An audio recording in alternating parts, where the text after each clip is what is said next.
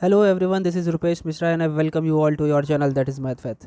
देखिए, हम लोगों ने सिक्स सेमेस्टर का जो ऑपरेशन रिसर्च हमारा चल रहा था, उसमें सिंप्लेक्स मेथड वाला चैप्टर चला था, चैप्टर नंबर 4। उसमें हम लोगों ने एक काफ़ी बड़ी सी वीडियो बनाई थी जिसमें हम लोगों ने अपना सिंप्लेक्स मेथड कैसे करते हैं उसके कुछ इंपॉर्टेंट पॉइंट्स, उसके बाद सरप्लस और स्लैक वेरिएबल्स, उसके बाद हम लोगों ने बिगम मेथड पढ़ा था। एक मेथड और जिसको हम बिगम मेथड को चरनेस मेथड भी कहते हैं, उसको आर्टिफिशियल मेथड भी कहते हैं, आर्टिफिशियल वेरिएबल मेथड, जिसमें ए और एम होता था। बिग एम को बिग एम इसलिए बोलते हैं क्योंकि एम की वैल्यू काफ़ी लार्ज होती थी और नेगेटिव एम हमेशा रखा जाता था।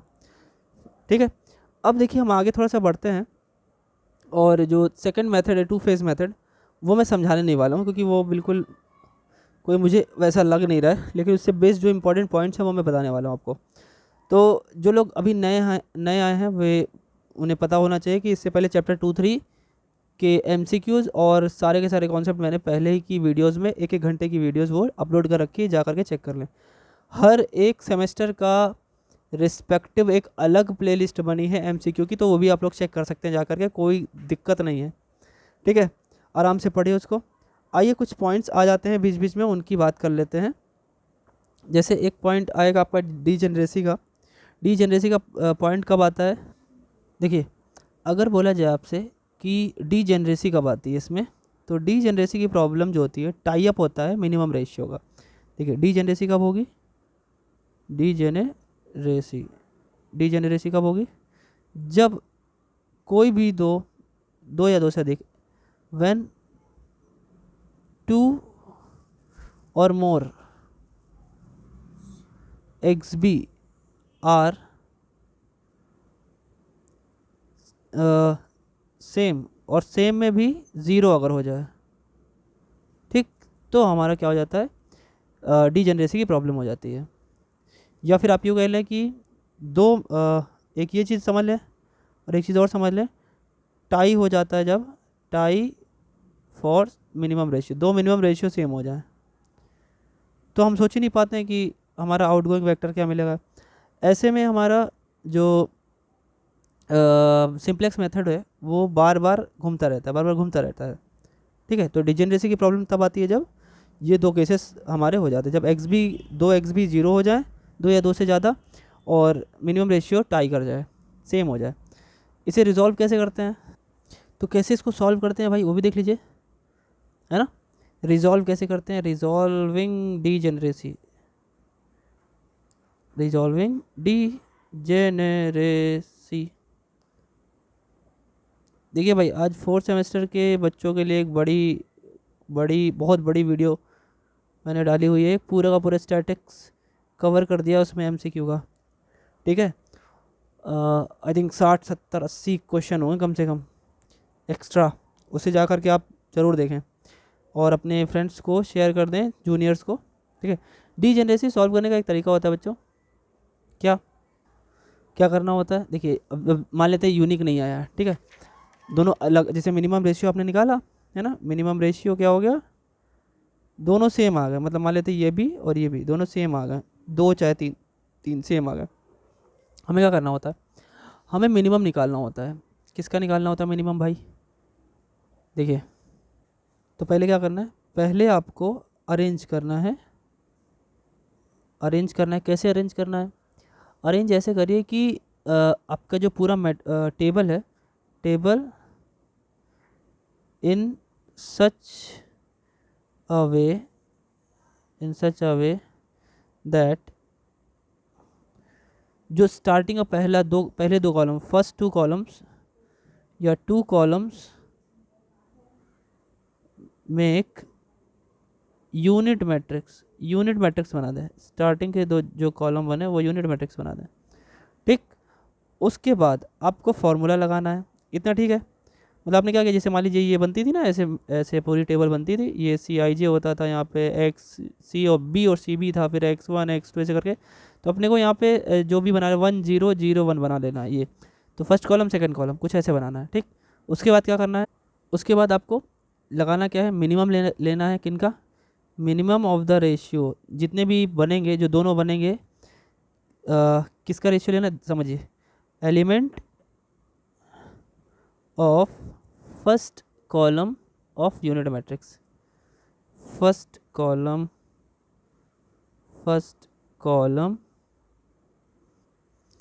Of unit matrix. ठीक, और ये फर्स्ट कॉलम वही होगा, पहला होगा 1 दूसरा होगा 0। ठीक है, डिवाइडेड बाय करस्पॉन्डिंग की एलिमेंट। जो की एलिमेंट आपने निकाला होगा उससे पहले इनकमिंग वेक्टर निकाला होगा। ठीक है, इनकमिंग वेक्टर से, और मान लीजिए पहला वाला कॉलम आपने देख लिया, उससे क्रॉस करके वहाँ पे की एलिमेंट मिल जाएगा, करस्पॉन्डिंग की एलिमेंट।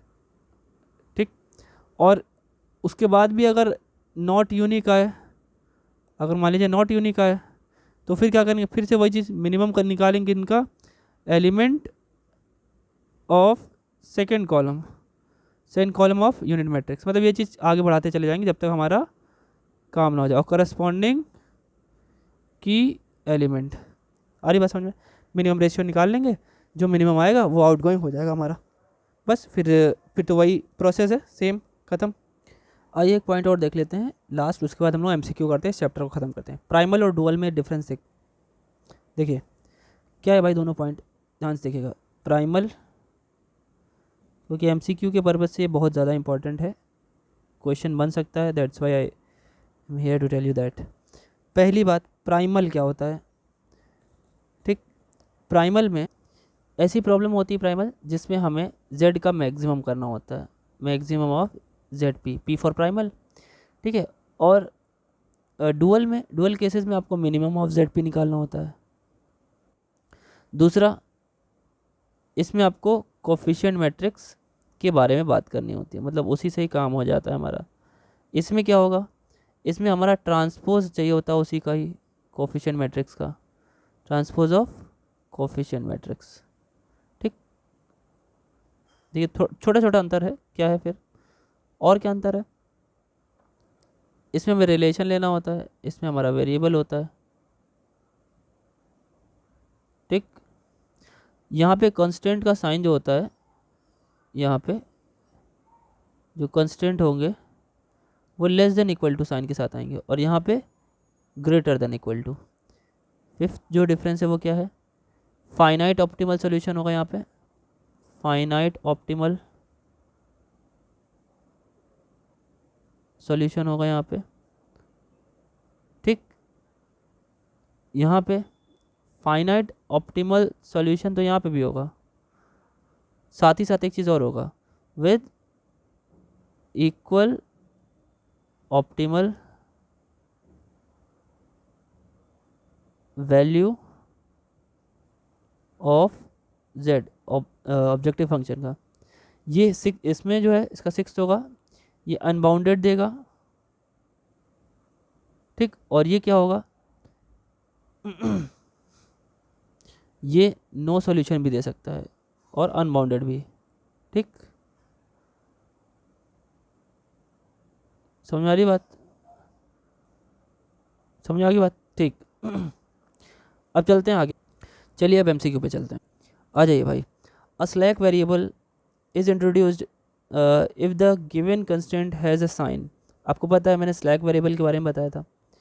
ठीक है, तो जब आप सोचिए, जब लेस देन इक्वल टू का साइन होता था, लेस देन इक्वल टू का साइन, इसका मतलब ये वाली वैल्यू बड़ी होती थी, राइट वाली, तो लेफ़्ट वाली वैल्यू, इसको छोटा करने के लिए हमें लेफ़्ट में कुछ ऐड करना पड़ता था। तो जब भी हम ऐड करते हैं तो क्या, इसे क्या बोलते हैं, स्लैक वेरिएबल बोलते हैं। तो इसी केस में होगा, सरप्लस होता तो ये वाले सीन में हम लोग क्या करते, सब्ट्रैक्ट करते इस वाले सीन में, तो ये हमारा छोटा इक्वल हो जाता। तो ये ऑप्शन समझ में आया, ऑप्शन आपका बी। ठीक, simplex method to solve linear programming problems was developed by, किसने डेवलप किया था, जॉर्ज डेंजिग। ठीक, या नाम याद रखिएगा, फैक्ट है ये। If a constant has less than equal to sign we introduce, देखिए लेस देन साइन है, अभी क्या बताया, स्लैक। ठीक है, आगे बढ़िए। नेक्स्ट क्या है भाई, सोल्यूशन होता है एलपीपी, ये इसका सोल्यूशन निकालना है। अरे बाप रे बाप, चलो भैया, तो भैया इसको तो सॉल्व करना पड़ेगा। नहीं, आपको एक ट्रिक बताते हैं। देखिए इनमें जो ये वैल्यूज़ दे रखी हैं, देखिए क्या सेटिस्फाई कर रही हैं ज़्यादातर केसेस में। जहाँ जहाँ सेटिस्फाई करेंगे, अगर एक से ज़्यादा इक्वेशन में सेटिस्फाई करेंगे, इसका मतलब वो दोनों आपस में इंटरसेक्ट जरूर कर रहे होंगे। 2 0 का चेक करें तो देखिए यहाँ सेटिस्फाई कर रहा है, 2 0 इक्वल टू की बात कर रहा हूँ, यहाँ भी सेटिस्फाई कर रहा है, यहाँ नहीं कर रहा है, कोई बात नहीं है। क्या मैक्सिमम जेड आएगा 2 0 रखने में, हाँ ये भी सही है, ये बात तो सही लग रही है। पहला वाला तो ठीक है, अभी इसको लेके चलते हैं। 0 0 रखिए, 0 0 तो भैया किसी पे सेटिस्फाई नहीं कर रहा है, ख़त्म। 0 3 रखिए, 0 3 किस पे सेटिस्फाई कर रहा है देख लेते हैं ज़रा। ना इसमें ना इसमें, और ये भी इसमें भी नहीं, तो ये भी ख़त्म हो गया। 1 और 7 किस में सेटिस्फाई कर रहा है, चेक कर लीजिए, इसमें नहीं, इसमें नहीं, किसी में नहीं, तो ख़त्म। आंसर समझ में आ गया, पहला वाला। आगे बढ़िए। For L P P maximization process है, ठीक है, सब कुछ वही दे रखा है। क्या देखिए, इसमें जो अनरिस्ट्रिक्टेड की बात किया है, इसमें हम लोग को जो वेरिएबल अलग से सिंप्लेक्स में असाइन करना होता है वो यही होता ही है। मतलब कि अगर एक्स जितने भी हमें लेने होते हैं उनका डैश माइनस उन्हीं का डबल डैश। x2 लेना है तो x2 का डैश माइनस x2 का डबल डैश, फिर ऐसे x3 लेना है तो x3 का डैश माइनस x3 का डबल डैश। तो आंसर ऑप्शन आप देख पा रहे हो, यहाँ 2 ही है तो दो तक ले लेंगे। आगे आइए, देखिए क्या लिखा हुआ है। In big M method, M stands for, M क्या है, एम क्या होता है, बहुत बड़ी वैल्यू होती है और नेगेटिव वैल्यू होती है, ठीक है। बहुत बड़ी, वेरी लार्ज और नेगेटिव, हाँ ठीक, यहाँ पे ठीक। वैल्यू बोलो, कॉस्ट बोलो, चाहे प्राइस बोलो, तीनों एक ही बात है। आगे देख, नेक्स्ट है the general method for solving any L P P is. General method क्या है, तो भाई अपना जनरल मेथड जो इस चैप्टर का नाम ही है सिंप्लेक्स मेथड, सिंपल लिखा हुआ है, सिंप्लेक्स मेथड होगा। To convert a minimization problem into maximization, minimum से मैक्सिमम करने के लिए -1 का मल्टीप्लाई करना पड़ता है, आंसर, ठीक है। आगे आइए, इन फेज़ 1, फेज़ 2 फेज़ मेथड है, इन फेज़ 1 में क्या करना होता है, हालांकि उसके बारे में बात नहीं की, लेकिन छोटी छोटी फैक्ट्स हैं वो बता देते हैं। इन phase 1 of phase 2 phase method में पहले एक फेज़ सॉल्व होता है, फिर उसका दूसरा phase. Method of LPP we eliminate, किसको एलिमिनेट करते हैं, जो ए आता है ना बिग एम से ही बनता है, बिग एम मेथड से ही 2 फेज़ मेथड बनता है। उसमें जो आर्टिफिशियल वेरिएबल बताए थे ए, उसको हटा देते हैं हम लोग, तब हम लोग का बनता है क्या, 2 फेज़ मेथड। यानी फेज़ 1 में हम लोग ए को हटा देते हैं, उसके बाद वो सिंपल बन जाता है, मतलब सिंप्लेक्स के जैसा बन जाता है। Next, in simplex method all variables must be non negative, याद है आपको, बताया भी हुआ है। x1 x2 s1 s2 सब पॉजिटिव होते हैं, greater than equal to 0। The positive variable which are subtracted from the left side, left side से अगर सब्ट्रैक्ट कर रहे हैं बच्चों, माइनस कर रहे हैं, तो उसे क्या बोलते हैं, सरप्लस वेरिएबल, बताया हुआ है। और ऐड कर दे तो slack. In L P P in the final simplex table all del j is less than equal to less than 0, then the optimal solution क्या होगा। देखिए, ये डेल जे जो इन्होंने लेस देन 0 किया है, ये जेड जे माइनस सी आई जे हम लोग निकालते थे, मैंने ऐसे बताया है। इन लोगों ने क्या किया, हम लोग इसमें क्या लिखते हैं, इसमें हम लोग क्या लिखते हैं, डेल जे की वैल्यू मोस्ट नेगेटिव निकालते हैं। यहाँ पे फिलहाल ये सी आई जे माइनस जेड जे भी करके कह सकते हैं, लेकिन कोई बात नहीं, इन्होंने जो भी लिखा है वो हिडन में लिखा है, कोई बात नहीं। जब भी ये आता है तो हमें यूनिक सॉल्यूशन मिलता है, ठीक है। चलिए देख सकते हैं, when we solve simultaneous linear equation by simplex method we take cost of artificial ए की बात हो रही है, उसका कॉस्ट क्या लेते हैं, उसका cost objective function and cost of given variable. देखिए, गिवन वेरिएबल्स की तो हम लोग कॉस्ट क्या कहते हैं, लेते हैं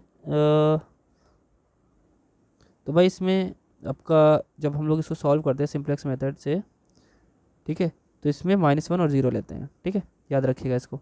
नेक्स्ट देखिए क्या है, if the given feasible solution is optimal, ठीक है, ऑप्टिमल आ गया, then basic feasible solution is also, तो बेसिक फिजिबल सॉल्यूशन भी ऑप्टिमल हो जाता है, मतलब ऑप्टिमल तो अपने हिसाब से चेंज हो जाना।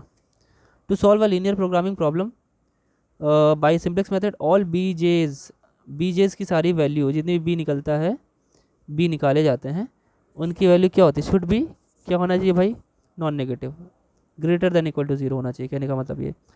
If the simplex table all del J की value less than equal to 0 the solution under test जो सॉल्यूशन होगा वो सब ऑप्टिमल बन जाएगा, ठीक है, वो तो समझ में आ रहा है आपको, ठीक है। आइए फिर next, for maximization problem the coefficient of an artificial variable in the objective function is function be 0, ठीक है। नेक्स्ट देखिए, in a simple table simplex table if the value of basic variables appears with a negative sign, ठीक है, basic variable negative sign के साथ आता है, then क्या होगा, द सॉल्यूशन इज अनबाउंडेड, बिल्कुल सही बात है। अनबाउंडेड के लिए यही कंडीशन चाहिए, अगर सारे सारे नेगेटिव आ जाए तो, क्योंकि मिनिमम रेशियो नेगेटिव आ जाएगा, उसको लेना नहीं होता है। फिर क्या आ रहा है, in the optimal simplex table C J minus Z J is equal to 0 indicate, क्या इंडिकेट करता है ये, अनबाउंडेड सॉल्यूशन, ठीक है, ये भी अनबाउंडेड सॉल्यूशन ही देता है। ठीक, आगे आ जाइए। A variable which doesn't appear in the basic variable B में अगर जो वेरिएबल अपेयर ना करे column of simplex math table is, उसकी वैल्यू कितनी होती है, ऑलवेज इक्वल टू 0। नहीं आएगा भाई, लास्ट में क्या करते हैं हम यहाँ से कंपेयर करते हैं, जो जो वैल्यू होती है वो होती है, जो जो यहाँ नहीं लिखा होता है उसकी वैल्यू 0 होती है। जैसे एक क्वेश्चन कराया था उसमें x2 नहीं था, x2 की वैल्यू 0 थी।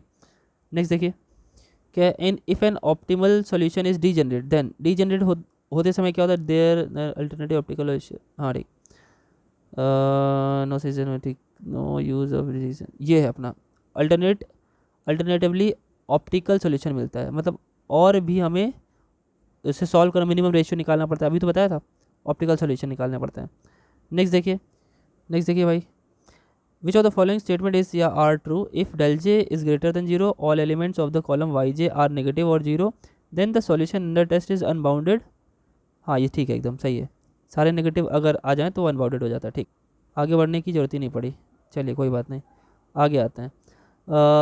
By the simplex method the following LPP is, LPP लिख रखी है सॉल्यूशन, अब वही चेक करना पड़ेगा। चेक कैसे करें, देखिए इसको रख के देखिए, इसको रख के देखिए, इसको रख के देखिए, रख के देखते हैं। 3 और 1 अगर रखें तो x के 3 और यहाँ पे 1 रखेंगे, -2 -5, ये नहीं सेटिस्फाई कर रहा है। 3 यहाँ रखेंगे और 1 यहाँ रखेंगे, ये भी मतलब ये पूरी तरीके से सेटिस्फाई नहीं कर रहा है। फिर उसके बाद यहाँ पे आए 3 और 0 रखिए, x के प्लेस पर अगर हम 3 रखें x1, ये वाला सेटिस्फाई नहीं कर रहा है। और अपना यहाँ पे आइए 3 और 0 यहाँ रखी तो ये सेटिस्फाई कर रहा है, मतलब ये वाला पॉइंट एक जगह सेटिस्फाई कर रहा है। और 3 0 यहाँ पे रखेंगे, 3 7 31, ये भी सेटिस्फाई कर रहा है। ये 2 3 रखिए, 2 3 रखेंगे अगर तो भैया ये भी नहीं सेटिस्फाई कर रहा है, 2 और 3 ये भी नहीं सेटिस्फाई कर रहा है, तो ये तो गलत हो गया, ये भी गलत हो गया, तो ये ऑप्शन आपका सही है। ठीक है, नेक्स्ट देखिए, simplex method to solve LPP was developed by George Dantzig, ये भी क्वेश्चन था, कब डेवलप किया गया था, वैसे याद रखने की जरूरत नहीं, 1947 आज़ादी के समय याद है, याद रखिएगा इसको। ठीक, अगला देखिए, in LPP the positive variables which are added to left hand side, added to left hand side क्या होता है, स्लैक। नेक्स्ट देखिए, कुछ क्वेश्चन रिपीट कर जाते हैं, ठीक है कोई बात नहीं है। Begin method of LPP was developed by, किसने डेवलप किया था, ए कार्नर्स, चार्नेस मेथड भी बोलते थे इसको। आ जाइए, चार्नेस या कार्नर्स एक ही बात है, ठीक है, वो मैंने यहाँ ऐसे चार्नेस लिखा हुआ था, ये लोग उल्टा सीधा नाम लिखते रहते हैं, क्या बताया जाए इनको, स्पेलिंग भी अजीब सी होती है, चरने ऐसा लग रहा है चरने जा रहे हैं, कोई बात नहीं है। In two phase method for solving LPP in phase 1 the new objective function will be, new objective function कैसा बनता है, हाँ ये minus of sum of artificial variable बनता है इसमें। ठीक, ये याद रखिएगा, याद रखिएगा, ये फैक्ट है। ठीक, नेक्स्ट देखिए भाई, how many artificial variables are required to solve the following LPP, कितने चाहिए होंगे इसमें, सोच के देखिए। अरे भाई देखिए, एक यहाँ पे ज़रूरत पड़ेगी, एक यहाँ ज़रूरत पड़ेगी, और उन 2 आर्टिफिशियल ए वाले की बात हो रही है, ठीक है, 2 ही की ज़रूरत पड़ेगी, बाकी हमारा 2 से ही 3 इक्वेशन है तो 2 ही की ज़रूरत पड़ेगी। ठीक है, A1 A2 करके हम लोग यूज़ करेंगे, है ना, एक एक हम लोग बनाते क्या है, फिर बनाना तो ये होता है ना, तो ये तो बन ही जाएगा 2 से ही। ठीक है, मैक्सिमम 3 इक्वेशन में 2 ही करने पड़ते हैं। आगे बढ़ते हैं। ठीक, in big M method of LPP we take cost of slack and surplus and artificial variables in the objective function respectively. Artificial का तो -m लेते हैं, -m कहाँ लिखा है, यहाँ नहीं है, यहाँ नहीं है, यहाँ पे है, ठीक है, और बाकी दोनों तो 0 ही लेने होते हैं, तो ये ऑप्शन सही है बी वाला। नेक्स्ट देखिए, नेक्स्ट ठीक, if a linear programming problem maximum z is equal to cx such that x is equal to b x greater than equal to 0 where a is equal to alpha beta alpha 1 alpha 2 से लेकर alpha n, ये small n होगा, is the coefficient matrix of order m cross n और n की value m plus n के equal है, has at least one feasible solution then it has, अगर एक फिजिबल सॉल्यूशन है तो उसके पास एक बेसिक फिजिबल सॉल्यूशन भी होगा। If L P P involves greater than equal to, ठीक है, तो इंट्रोड्यूस क्या करना पड़ेगा, ग्रेटर देन इक्वल टू, इसका मतलब माइनस करना पड़ेगा। माइनस कब करना पड़ता है, जब, तो क्या कह रहा है, if L P P involves greater than equal to constraints the initial basic feasible solution is obtained by introducing artificial solution, artificial variable को असाइन करना पड़ता है हमें इनको सॉल्व करने के लिए, ठीक है, BFS को लाने के लिए। नेक्स्ट देख, ठीक है, if the objective function is to be minimised and if for some alpha J I J Z J minus C J greater than अगर जीरो है, Y I J less than equal to zero है, तो ऐसे में ये एक unbounded solution आएगा। ठीक है, ये लेस देन इक्वल टू बोल रहा है ना, यहाँ पे डेल आई जे लिखना चाहिए वैसे। ठीक है, a basic feasible solution is said to be an optimal solution. Optimal कब बोला जाएगा? ऑप्टिमल पे पहुँचाना है अगर आपको, तो सिंपल सी बात है, ये हमेशा ग्रेटर देन इक्वल टू निकले सब केस में, सारे के सारे केसेस में। ठीक है भाई, क्योंकि हम लोगों ने जेड जे माइनस सी आई जे सीखा है। ठीक, उसकी वैल्यू क्या, उसकी सॉल्व करते थे, और आपकी बुक में सी जे माइनस जेड जे भी लिखा हुआ है, तो भी याद रखेंगे। ठीक है, लेकिन दोनों में अंतर कैसे जानेंगे? देखिए, हमने क्वेश्चन तो आपको जेड जे माइनस सी जे से करा है, लेकिन आप सी जे माइनस जेड जे याद रखिएगा, greater than equal to zero, याद रखिएगा इस बात को। ठीक है, और ये वाला less than equal to zero होता था, ध्यान रखिएगा, उसमें लेस देन इक्वल टू, इसमें ग्रेटर देन इक्वल टू, याद रखिएगा। आपकी बुक के हिसाब से मेरे ख्याल से क्वेश्चन भी इसी हिसाब से बनने चाहिए। ठीक, क्लियर है बात? तो इसका आंसर ऑप्शन कौन सा हो गया? जो वाला। ठीक, नेक्स्ट देखिए, if one or more of the basic variable in B F S is zero, तो क्या हो जाता है भैया? डीजेनरेसी की प्रॉब्लम आ जाती है। अभी तो बताया था ये सेम आ जाए, जीरो बन जाए। नेक्स्ट देखिए, if the choice of outgoing vector at any iteration in simplex method is not unique, unique नहीं है, then the next solution is bound to be, उसको क्या करना पड़ेगा, या क्या हो जाएगा? डीजनरेट हो जाएगा, फिर उसको सॉल्व करना पड़ेगा मिनिमम लेकर के। When the simplex method is applied to a degenerate BFS to get a new BFS, the value of objective function B, value of objective function क्या हो जाती है? May remain unchange. भैया ऑब्जेक्टिव फंक्शन की value कैसे change हो सकती है? वो तो सेम ही आने वाली है ना। In L P P B F S is degenerate B F S if at least one of the dash is zero, अगर उसमें कम से कम एक बेसिक फिजिबल जो एक बेसिक वेरिएबल जीरो अगर हो गया कम से कम, तो हो गई भैया डिजनरेसी की प्रॉब्लम आ गई फिर।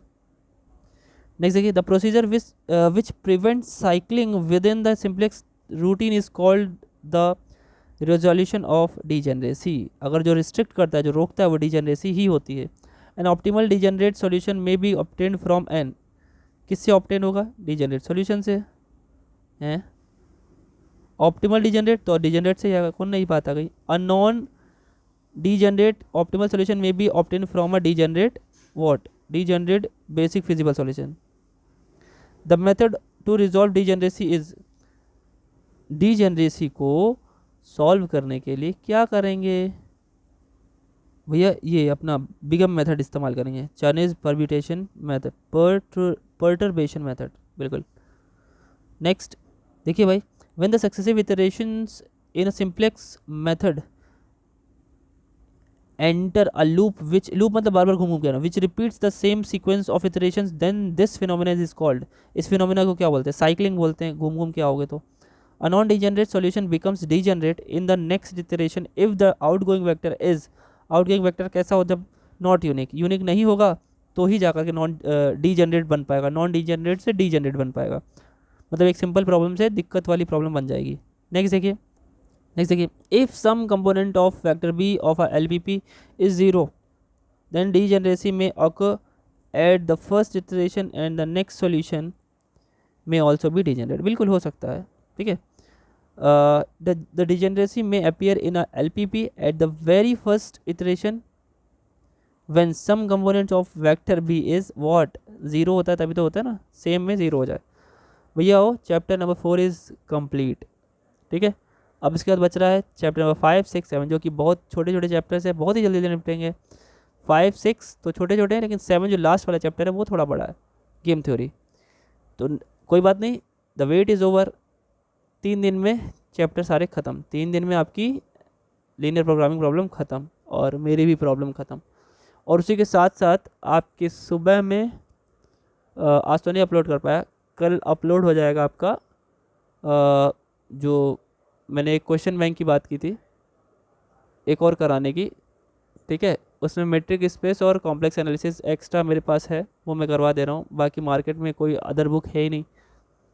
ठीक है, तो जितना हो पा रहा है मैं करवा देता हूँ।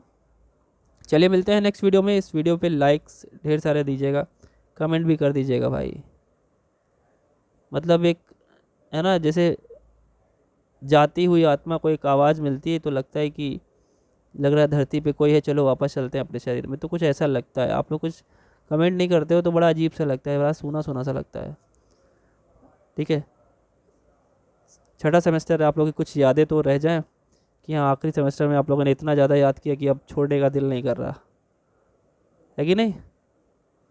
कोई बात नहीं।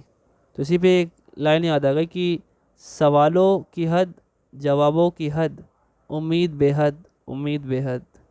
चलिए मिलते हैं नेक्स्ट वीडियो में आपके अपने प्यारे से चैनल मैथ वैथ पर रुपेश मिश्रा के साथ। Thank you.